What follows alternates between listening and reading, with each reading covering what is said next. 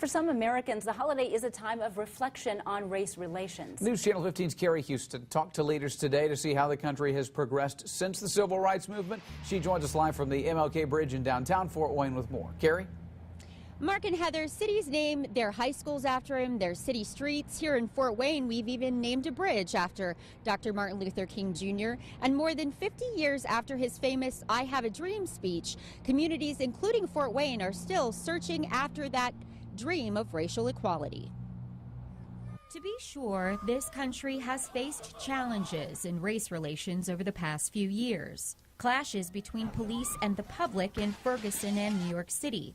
A jury's reluctance to indict George Zimmerman, to name a few incidents. On Martin Luther King Jr. Day, of all days, it begs the question, how far have we come in our efforts to achieve racial equality? But it would be wrong to say we haven't moved. We've moved a lot in the last 50 years. But you have to keep in mind that we're about 350 years of legalized enslavement, and so only about 50 years of liberation from a legislative standpoint. So it's going to take a long time, I think, to balance those scales out, and we're struggling with that legacy as a nation.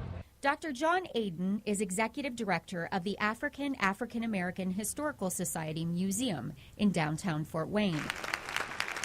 He was among the guest speakers at the Martin Luther King Unity Day celebration at the Grand Wayne Center. Dr. King helped to drive dramatic change. Today's keynote speaker, Richard Swanson, was arrested for trying to register black voters in Mississippi during the civil rights movement. In the 60s in the South, I mean, it was, no pun intended, it was black and white. It was very clear. Here were the good guys, here were the bad guys, here were the bad laws, here's what should be the laws. I think that the problem with resolving race relations in America today is the subtlety of it. It's so difficult to talk honestly about it without people getting angry at each other. Progress can come from continued dialogue and collaboration between all people. Make friends to start.